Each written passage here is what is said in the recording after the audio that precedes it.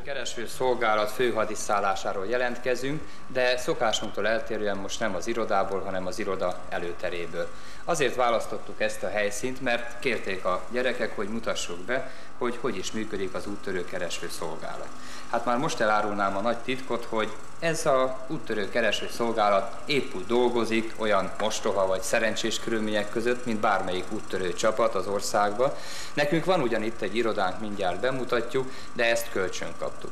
Láttátok a filmen a számítógépet, az nem a miénk, az egy kis csalás volt, mert ugyan a filmben használtuk, de nem lehet a kereséshez felhasználni. Ezt azért mondtuk el tehát, mert sokan kérték, hogy mondjuk el, hogy dolgozunk. De ugyanakkor, akik nem kérték, hogy mondjuk el, hogy dolgozunk, azok olyat kérnek tőlünk, amit nem tudunk teljesíteni, mert tényleg nincsenek jobb feltételeink.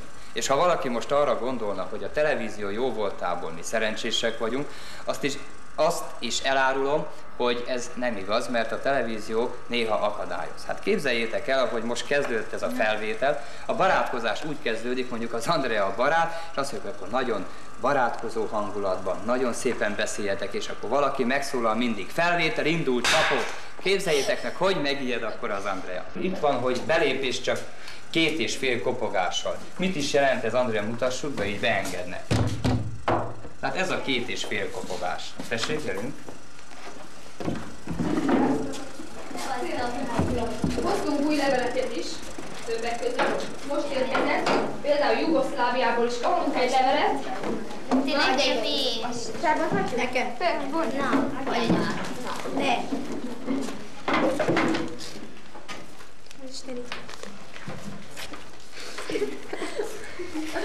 Hát ezek már matematikával felbontom. És felelni is kell ezekre. Nézzétek, de érdekes, Jugoszláviából írt nekünk egy kislány. Én egy jugoszláviai magyar kislány vagyok. Ez érdekes. Ez jó. És 4-es. Egész szépen. És kitűnő tanuló. Van itt egy levél csőkepajtásnak szó. Tudjátok ki ez? A csőkepajtás.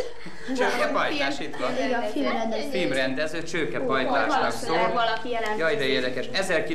Hallgassátok csak meg, 1948-ban egyet táborozott Szűcs Kálmánné, akkor Bakonyai Mária volt, és hát elnézést kér, hogy így szólítja meg, de akkor együtt pajtások voltak, és a Csőke Józsi bácsi volt a vezetőjük. Ezt a kislányt egyébként úgy hívták, figyeljétek csak, hogy ő az anyós pajtás. Anyós pajtás, leírja a történetet is. Figyeljétek meg azt, hogy egyik kislány egy csillebérci kiránduláskor félig döglött madarat talált. Talán veréb lehetett, egyikük az anyja szerepét vállalt, a másik az apja lett, a harmadik a keresztanyja. Míg végül valaki a sorból hozzám fordult, írja a kislány, illetve most felnőtt, és megkérdezte, te nem szállsz be a családtagjai közé? Na és ekkor mondta a kislány, hogy majd én leszek az anyósa. Ettől kezdve anyós pajtásnak. Tehát a Csőke Józsi bácsinak üzenjük, hogy anyós pajtás jelentkezett, keressék meg egymást. A levelet és a fényképet, amin Csőke Józsi bácsi is van, ezt elküldjük. Pataki Éva mezőcsáti csapatvezetőt keresi a Lenin Raj, Szil László, Gimes Balázs őrsvezetőket pedig a Sólyom-szem őrs keresi. Szeretnénk megtudni most, hogy jelentkeztek-e, és hogyha jelentkeztek, ment a csapatvezető és a 2 őrsvezető, akkor értesítsenek bennünket erről. 1955-ben az Őrsi Napló pályázaton díjat nyertünk, egy sakkot nyertek, a következő évben ismét részt vett őrsünk 1956-ban, akkor megnyertük az országos pályázatot egy pécsi őrssel holt versenybe. Mindkét őrs, így a miénk is 2 hétig Csillebércen volt jutalomból, ez volt az első díj. Nem lehetne megkapni az Őrsi Naplót, hogy legalább a fényképét, hogy ezt az iskola úttörő csapatának ajándékozhatjuk. Hát mi jó helyen vagyunk. Na gyorsan. Ja, hát pont itt vagyunk Csillebércen. Tessék, szaladjon csak akkor valaki el, kérdezze meg. Hát itt van a csillebérciek, hogy nem kell mindenkinek csak egy. Hogy tehát mit kérdeztek meg, hogy 1955-ben, 56-ban Őrsi Naplók közül mi van meg? Nézzük a leveleket, Márti. Kaptunk egy levelet. 1949-ben Nagyvarsányban tűz ütött ki. Hullósi Anti úttörő megakadályozta a tűz elterjedését. Ezt írja nekünk a Hallgitai András őrs, és szeretne erről közelebbi részleteket megtudni, tehát szeretne találkozni Hullósi Anti pajtással, és vele megbeszélni, hogy mennyi igaz ebből a történetből. Azon felül kérnek, szintén ez az őrs kér bennünket arra, hogy Csillebércről innen egy fényképet küldjünk nekik, és írjuk rá a nevünket. Lehetséges ez, Péter bácsi? Lehetséges, hát szerzünk van egy ilyen csillebérci levelezőlap, és még mielőtt elindulnánk vidékre, elküldjük a lapot, és mindenki aláírja. Jó? Sok őrstől kaptunk olyan levelet, amelyben neves élsportolókat keresnek. Jobban örülnénk, hogyha az iskola vagy az úttörő csapatba járt olyan régi úttörőket keresnénk, akik már abban az időben sporteredményeket értek el, és most élsportolók. Péter bácsi, átmentünk a szomszédba, és sajnos nincsen, mert azt mondják, hogy az 55-56-os őrsi napok már egyik sincs, meg 57-től van már csak. Van itt egy ilyen újság, szeretném megkeresni egy kislányt, aki ezen az újságon van. Ez az újság a Budapest 1946. február 6-i szám. Úttörő gyermekújság, első újság, amit az úttörőknek adtak ki. A képen a kislány leves teszik, és az aláírás jaj de finom. Mennyibe került? Ez érdekes, mert 5000 pengő. Nem a leves, az újság. Az újság 5000 pengőbe kerül. Szeretném megtudni, hogy most dolgozik, vagy mit csinál, vagy hol él. Erről az újságról jut eszembe, hogy mikor a 30 éves úttörő mozgalom történetét kutattuk, régi filmeket, újságokat néztünk meg. Eközben eljutottunk a televízió egyik vágószobájába, ahol láttunk egy filmet az 1919-es évről, ahol a szegény gyerekeket elvitték Balatonra nyaralni, ahova eddig csak a gazdagok juthattak el. Kérjük azokat a gyerekeket, akik ma már valószínű nagypapák, hogy írjanak nekünk levelet és segítsenek a régi szép emlékek felidézésében. Ezeket a felvételeket az 1919-es tanácsköztársaság idején készítették.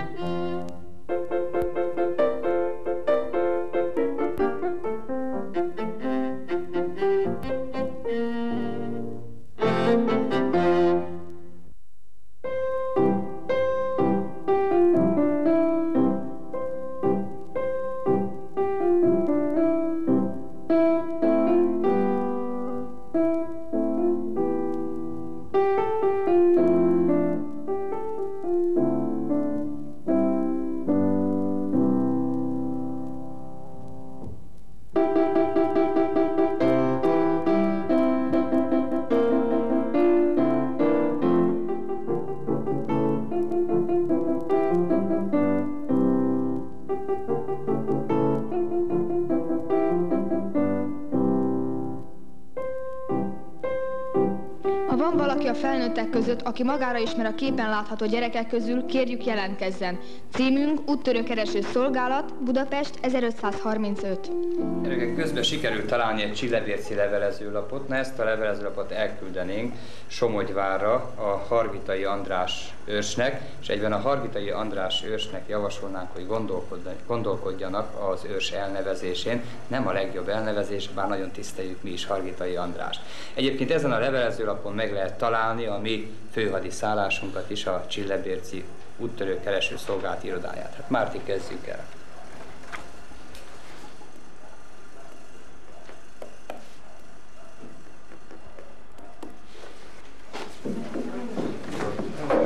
Be kéne x-elni a kollégiumot, ahol vagyunk.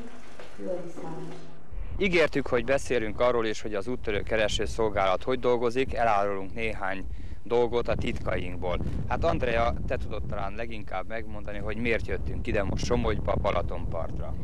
Tulajdonképpen azért, mert a Balatonkeresztúri iskolától kaptunk egy levelet, amiben Bene Ferenccel szeretnének találkozni, mivel hogy iskolájukba járt.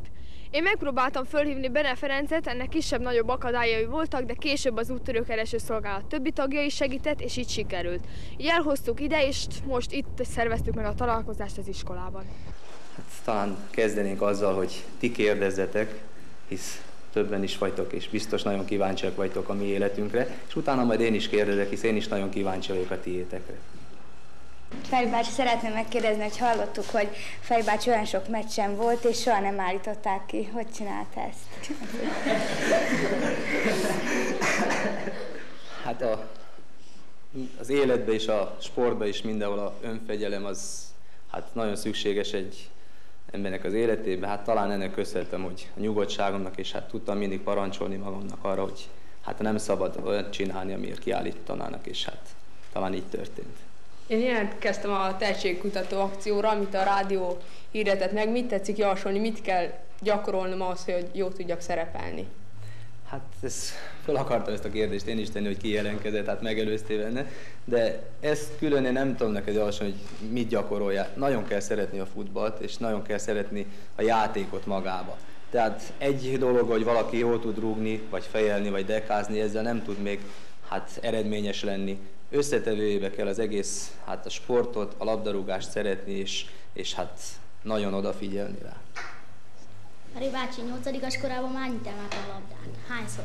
Hát gyerekek, megmondom őszintén, nem számoltam azt, hogy abban az időben mennyit emeltem és mennyit dekáztam. Megmondom őszintén, most se számolom, mert nem ebbe tartom a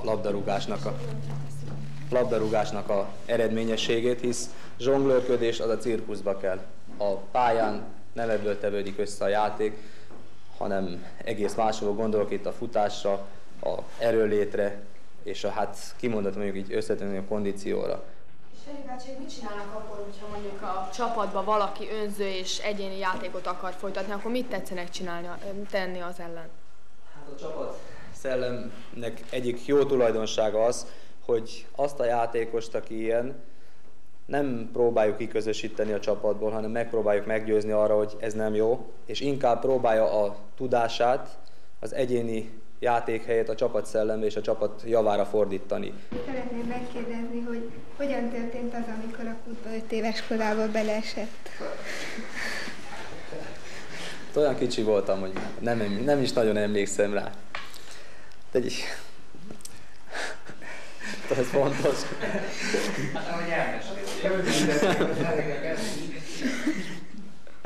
Hát ez nagyon rég volt, gyerekek, úgyhogy 1949-ben történt. A szomszédból kis malacok befutottak az udvarunkra, és bátyámmal ketten ki akartuk zavarni őket, és hát a kuton nem volt ilyen körkávva, csak le volt takarva ilyen ajtókkal és deszkadarabokkal, és én átfutottam rajta, illetve át akartam futni rajta, mert nem sikerült. Egyik ajtó megbillent, és hát én belepottyantam a kútba. Szerencsére a bátyám ilyetébe is kiabált, és jöttek segítségem, és ki tudtak húzni. Feri bácsinak melyik volt a legemlékezetesebb gólja? Hát 2 mérkőzést tudok említeni. Az egyik a brazilok elleni első gólom, illetve hát a csapatnak az első gólja volt, amit én szereztem. A másik az olimpiai döntőben Tokióban csehszlovákok elleni második gól. Aztán itt vannak futballisták is, kimehetünk az udvarba, és egy ilyen kispályás mérkőzést játszhatunk, hisz emlékezetes udvar, mert mi is itt nagyon sokat futballoztunk. És hát abban az időben még nem volt nekünk ilyen szép 2 kapunk, mint nektek most. Mi csak úgy magunk téglából csináltuk, és a szünetekben óriási derbiket játszottunk.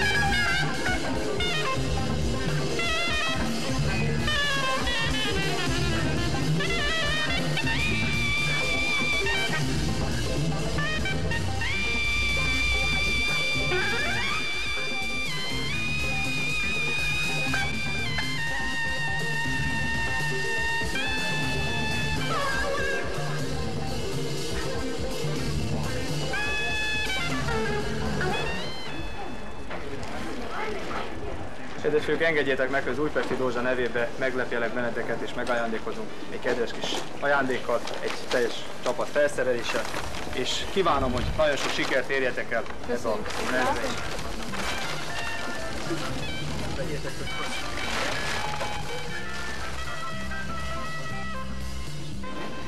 Köszönjük szépen!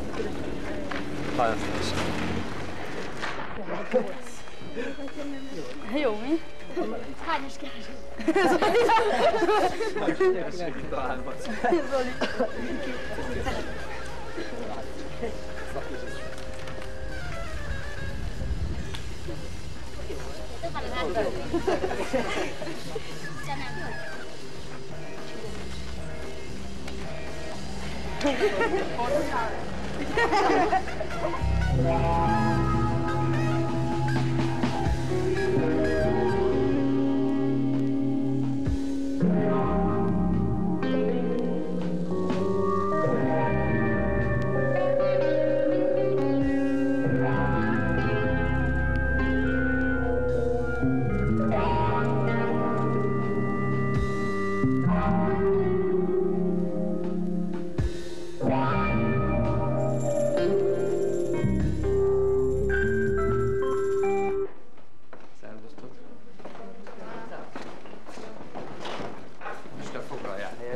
Gyerekek, bemutatom Bőm Istvánt, ha valaki nem ismerné még. Ő az, aki a iskolába járt. Én tudom, hogy találkoztatok volna nélkülünk is, de egy kicsit meggyorsítottuk. Hát hogy is volt ez, Andrea? Ti hívtátok, azt hiszem föl. Hát először kaptunk egy levelet az iskolából, hogy szeretnének találkozni Bőm Istvánnal, és ezután fölhívtuk őt elég nehéz körülmények között, mert sose találtuk meg, egyszer görgetegen volt, aztán lábodon, és mindig nehéz volt a telefonálás, de aztán végül sikerült, és most itt van. Nagyon szépen köszönöm a meghívást, és igazán örülök, hogy a régi iskolában kedves fiatalok között eltöltetek egy pár percet őrsi gyűlésen, és ha szabad, akkor mindjárt az elején átadom ezt a kis apróságot. Nem tudom, hogy talán a biológia szertárba tudjátok felhasználni. Fotó. Nagyon szépen köszönjük. Egyébként azt se nagyon tudják még a gyerekek, hogy úgy vettem észre nem pontosan, hogy mi is a te foglalkozásod. Várjál csak, mi a Pista bácsi foglalkozás? Kilövővadász. Kilövővadász. Kilövővadász, hát ez egy kicsit más, nem? Nincs abban, mert nincs hivatályos Foglalkozásom az hivatásos vadász, még pontosabban fővadász. Na most, hogy ez mit jelent? Vadászattal és vadgazdálkodással foglalkozok. Egész röviden, csak így. Ehhez kapcsolódik a fotó is, mellesleg az egyik hobbim a fotózás. Ezt a képet te csináltad? Igen.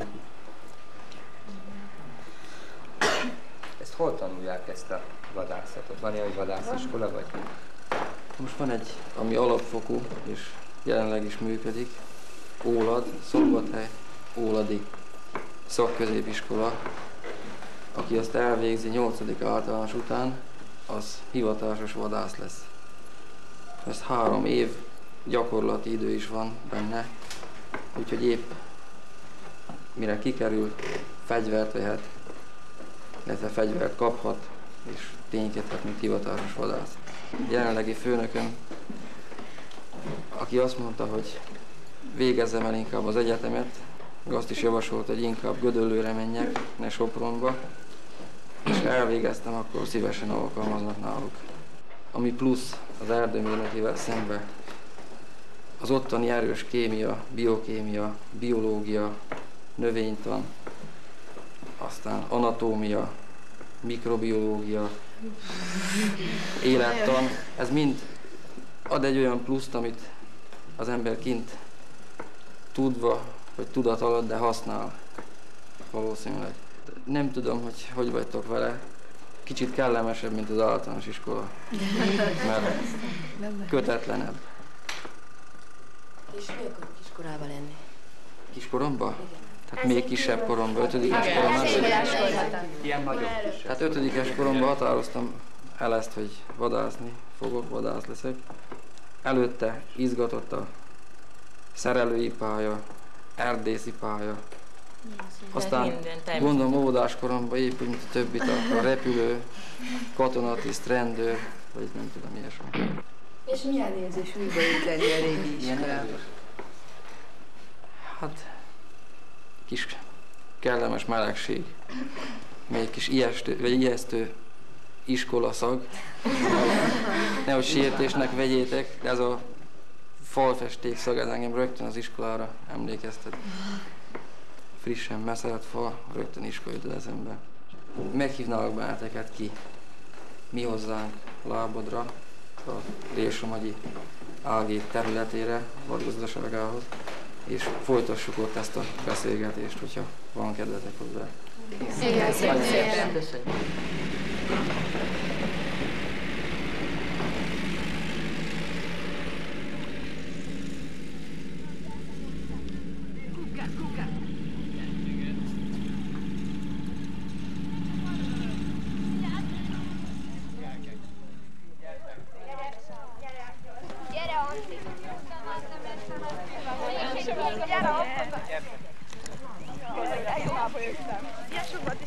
Nem is gondoltam, hogy egyszerűen még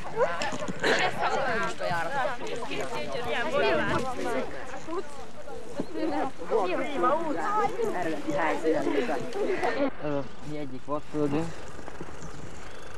Összesen 50 hold vadföldünk van, amit művelünk. Ennek az egyik fele Csicsóka. Nem tudom, ismeritek ezt a növét? Évelő valami.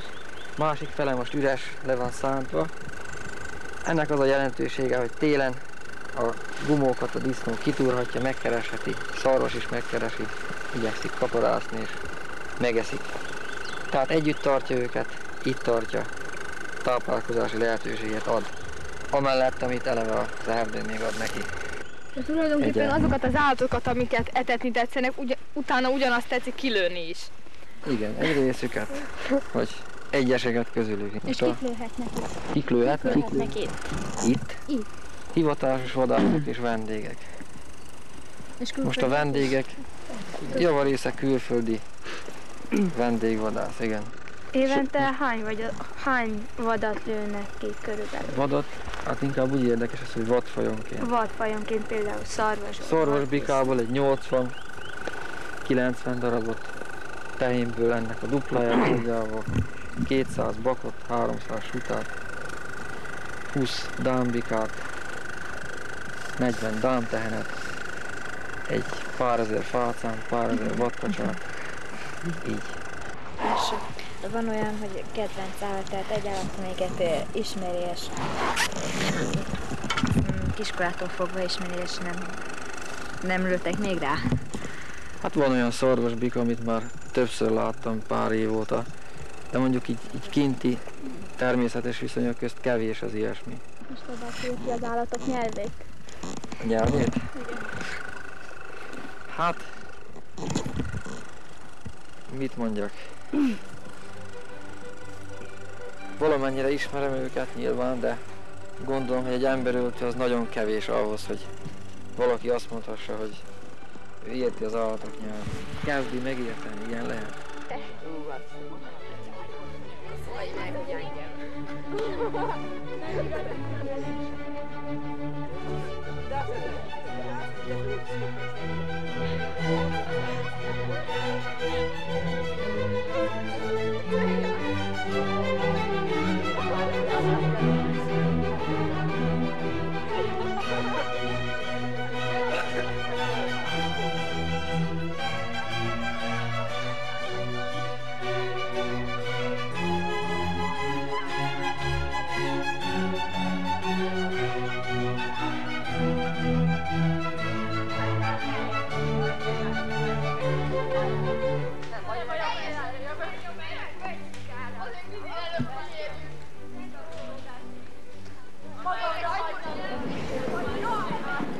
Gyerekek, megérkeztünk ide.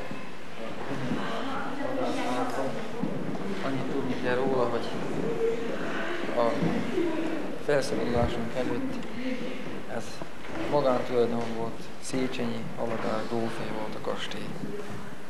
aztán a mi állami gazdaságok hozott a háború után rendbe, és azóta itt vadászház, vadászkastély úgy működik. És hogyan fogták ezeket a szálkokat? Ezeket tavasszal fogtuk be 3 évvel ezelőtt, tehát most lesznek 3 évesek ezelőtt. Mind a két kan, mind a kettő kan. Ezeket hogyan gondozzák, ezeket az állatokat? Különösebb gondozás nem igényel, mert mondjuk a pihenőhelyük, a bőven elégnek egy ilyen fészert, étkezésüket megoldott, itatásuk, turkalási lehetőségük megvan, de kerítés pedig biztosítja azt, hogy hát ne bújjon egy pillanat. És ezen nem tudnak átjönni? Hát hogy mondjam, ezen át tudnának jönni, ha akarnának. Gyerekek, javaslom, hogy menjünk be a kastélyba, és fogyasszuk el a... Marán.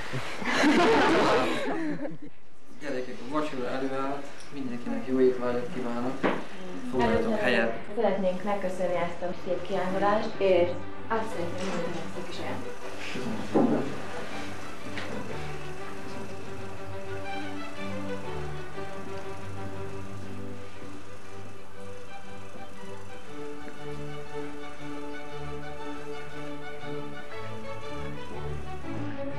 Köszönöm az egész csapatnak.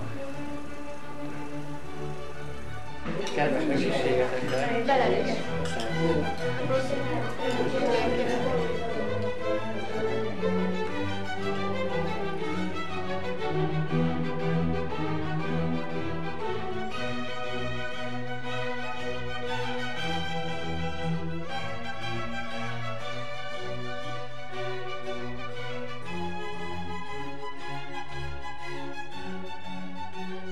Milyen nap van ma? Ma csütörtökön szoktam nálad ebédelni, nem?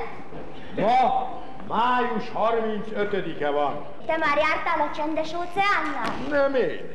Mondja, ez a szekrény a 15. századból való? Igen, mit akar vele? Belebújunk. Mit csinálunk? Mondom, belebújunk, aztán mindig csak egyenesen, előre. 2 óra alatt a Csendes óceánnál leszünk. Na hát, én megőrülök. Először megszöktök. Aztán ez az erdő. Micsoda? Vár a dicső múlthoz, kapunyítás 3-as trombita szóra, a várnagy. Na, most honnan szedjünk egy 3-as trombita szót? És vajon hová és merre is utatok? Hát a Csendes óceánhoz. Legyen néktek megengedve az átkerés. Mi? Itt kezdődik Eldorádó. Beléti díj nincs, gyerekek a felét fizetik. Hip-hop terenjen itt egy kétfejű borjú. Vigyázzon már! Kiket hoztál magaddal? Halljam! Egy lovat, nagyszerűen görkorcsolyázik, aztán egy nagybácsit, Ringelhütnak hívják, és gyógyszerész. Hova tették a bácsit? Kérem, ez neveletlenség! Na jó van, na ne bőgjél! Ő se bőgött, amikor te éhes voltál. De ez azért én nagyon sajnálom. Nézd oda! Csendes óceán, nyugati bejáró. Május 35-én kimpirálunk és elmegyünk, küzdünk, mint a parancsolat, nem egészen egy perc alatt, füstölőn a béke híva, sőn kígyunk, mint a híva. Pedig fiam, elmondhatod, írhatod a dolgozatot. Elmondom a dolgozatban, mint maradtak ők a bajban. Könnyebb a viaskodás, mint a dolgozatírás, de a siker óriás, ne legyen sírás-írás. Szervusztok gyerekeink, búcsúzunk tőletek, búcsúzunk egymástól, minden járfajtástól, a fekete lótól, legjobb a halótól, minden utácsikor, hozzászításítól, lőzsálni csöködítét, érti annyi csodát ütét. Szervusztok gyerekek, nagyon követetek, támogatkoztatok, nagyon nyilatkozatok, szervusztok gyerekek, hallód minden nyelven. Szervusztok gyerekek, most hazamenjetek, szervusztok gyerekek, hát nagyon menjetek, szervusztok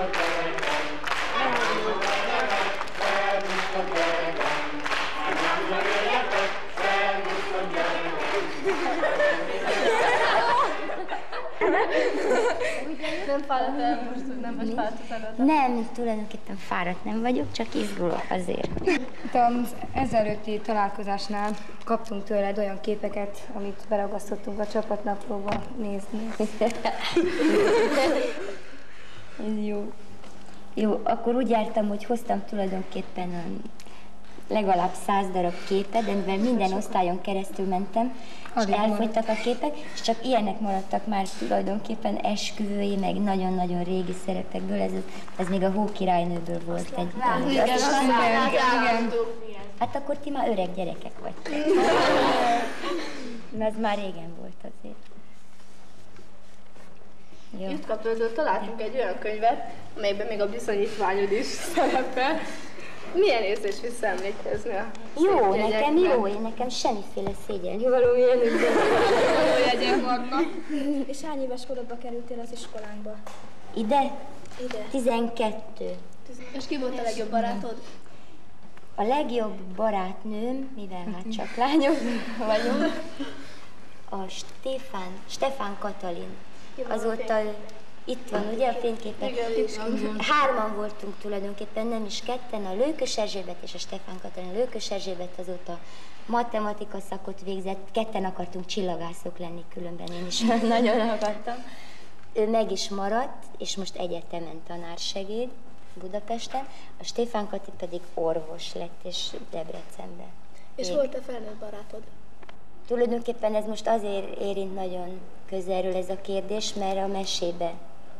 Ez a mese lényege, hogy a gyerek, akit én játszom, az talál magának egy felnőtt barátot, aki jobban barátja, mint bármelyik osztálytárs esetleg, szóval megértőbb, kedvesebb, és az összes általa addig ismert felnőtt között a legjobb fajta ember. Na, ilyen nem volt nekem akkor. Nem. Ennyire ilyen jó ez nem. Kislánykorod, úgy gondolok, negyedikes korodban, volt-e valami olyan titokzatos vágyad, vagy szóval, hogy valami szeretnél amit nem volna lenni, árultál el senkinek. Szóval nem árultad el senkinek, hanem magadban őrizted, és... Én egyebet se csináltam egész gyerekkoromban. Csak álmodoztam rettenetesen ilyen... Sokszor éjszakákon keresztül fönt tudtam maradni, és azért nem aludtam, ez ma is megmaradt, nagyon rossz alvó vagyok, de olyankor mindig rettenetően jár a fejem, gondolkodom. Akkor úgy hívtam, hogy álmodozom, szóval álmodozok. És mi szerettél volna lenni akkor? Mindenféle. Én amikor itt voltam az intézetben, pontosan azért, hogy a saját életemen tapasztaltam egy csomó olyan furcsa dolgot, ami más gyereknek nem adatik meg, csak azoknak, akik ebbe az intézetbe kerülnek, hogy például feltétlenül nevelőnő akartam lenni egy időben, méghozzá árvaházi nevelőnő, tehát akiknek nincs anyukája, apukája, ilyenfajta gyerekek. Melyik volt a legkedvesebb szereped? Melyik darabba? Mesedarabba vagy felnőtt? Mesedarabba. Mesedarabba? Hát talán életem első mesedarabja, amiben játszottam a címszerepet, Hamupipőke, az nagyon kedves emlékem, meg a Pinocchio, amit 2 éve Itt az iskolában milyen szerepet játszottál? Akkor 7.-8. voltam, ugye mondtam, és tehát minden évben egy gyerek előadást csináltunk, ilyen mesedarabot. 7. koromban a Tündér Ilona, igen, abban Tündér Ilonát játszottam, és aztán 8. koromban pedig Paul Dinier de Vadrózsa című gyermekoperett, és igen, itt na, ott nyomom, mint herceg, én. Ez volt. Igen, az meg volt. Itt is. Igen. De itt tényleg teljesen más vagy. Hát, ez egy ilyen dundi kamasz. Most se vagyok sovány, de az egy dundi kamasz. És szeretsz fiú szerepeket játszani? Szeretek. Attól, hogy bátyám volt, attól nekem sokkal több volt a fiúbarátom gyerekkoromban, mint barátnők. És szerettem valahogy.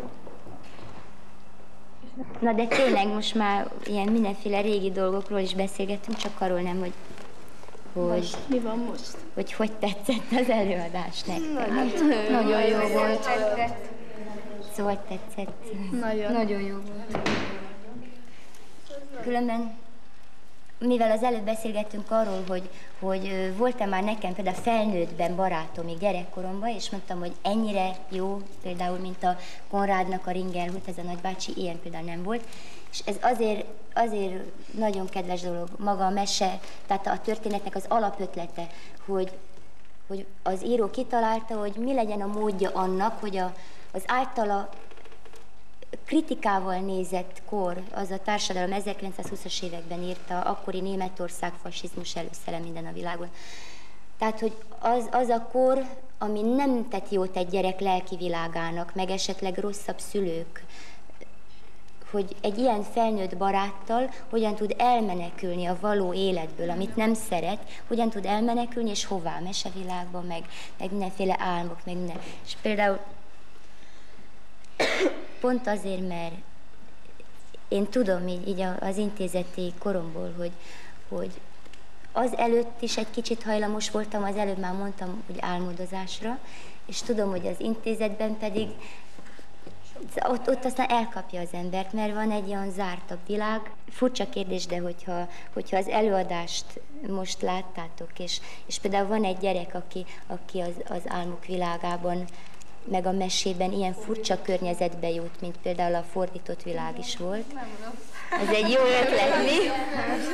Az egy jó ötlet. Például nem akarok itt senkit bántani az intézetben, mert én is nagyon szerettem itt lenni, és el tudom képzelni, hogy ti szerettek.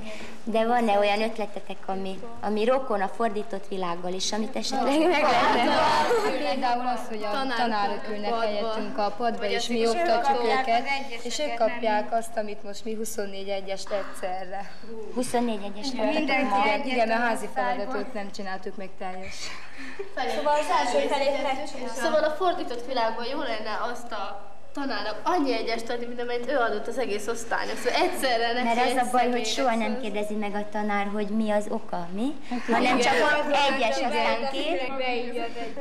És szerintem csak az igazságtalan dolgokat kell nekik visszaadni. Az, hogy egy hónapig igazi iskola, és egy hónapig fordított iskola, Hát, az már jobb lenne, mert amit egy hónap alatt kaptok, bármilyen igazságtalanságot, azt mind vissza lehetne mindjárt adni. Viccen kívül a legjobb tanárok is okulhatnának egy ilyen egy hónapos fordított iskolában. Hát igen.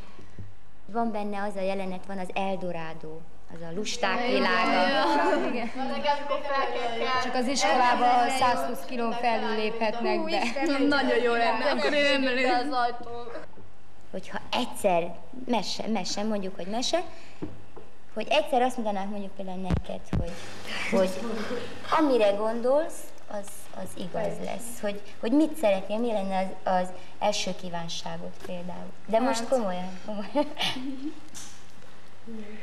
Hát először is, hogy otthon legyek, lenne az első is. Hát azon kívül. A jövőre vonatkozva, vagy hogy a mostani az a pálya. Hogy a jövőmmel kapcsolatban. Tulajdonképpen a téma mindegy, hogy miben jut eszedbe valami olyan dolog, amit szeretnél. Tehát itteni életben. Most nem, szóval most egész komoly. De a értei borjút már láttad a mesébe, úgyhogy már valami más. Például nekem olyan kívánságom is lenne, hogy fiú lehetnék. Hát, hogy fiú? Igen, én nagyon szeretnék az lenni. Az jó kívánság, az egy jó pofat dolog. Hát fiú lány. Jó pofa dolog. Én már felnőtt előadásban is játszottam a fiú szerepet, de mesedarabban most játszom másodszor. De nagyon jó érzés. Hát én szerintem az lenne a legtisztább, ha azt kívánnánk, hogy minden kívánságunk teljesüljön. Az lenne az egyetlen kívánság, hogy minden kívánságunk teljesüljön. Nem úgy, hogy valakinek rosszat kívánunk, hogy az is csak a jó kívánságok. Igen. Hát igen, mert... És általában csak a jó kívánságok. Szóval, mert azért a rosszak azért, hogy másnak az más kára, valaki örül más kárának, de azért az... Na, van olyan. Hát... Csak a jó teljesítmény. Meg lehetne azt is kérdezni, hogy ki melyik korban szeretne élni. Melyikben lenne jobb? Például én nem tudom elképzelni, hogy ez a jókor, mert véged milyen jó világot élünk. Most milyen lehet még az ezutáni, szóval, hogy majd mi lesz mégis 2000-ben, mert valószínűleg meg fogjuk élni, hát de hát majd... De volt már olyan is, hogy nem tudom, hol van, hogy majd 2000-ben az is lesz, hogy nem lesznek munkások, hanem egy gombnyomással mindent el lehet érni. Adna a boltba, szóval szükségleteket azokat elvétni a boltba. Én meg leginkább arról szoktam álmodni, hogy én indián vagyok, és megyek az utcán fehér lovon és indián ruhába, és mindenki úgy megcsodál, és megyek a moziba, és hát a filmvászon előtt leáll a film, és akkor csak engem néznek.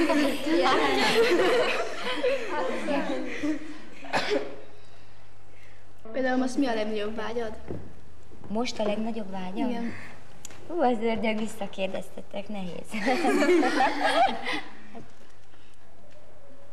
Nem, azt hiszem most már nekem mindenféle vágyam a fiammal kapcsolatos, az igazság. És mi a véleményed saját magadról, hogy milyen vagy a családodban, mint anya? Nekem nincs rossz véleményem magamról, mint anyáról, mert borzasztó jó viszonyban vagyok a fiammal. Szerintem a létező legjobb viszonyban, ahogy egy 3,5 éves gyerekkel egy felnőtt. Én nagyon szeretném, hogyha neki majd én barátja lennék, majd úgy, mint ebben a mesében volt a Ringelhúd bácsi.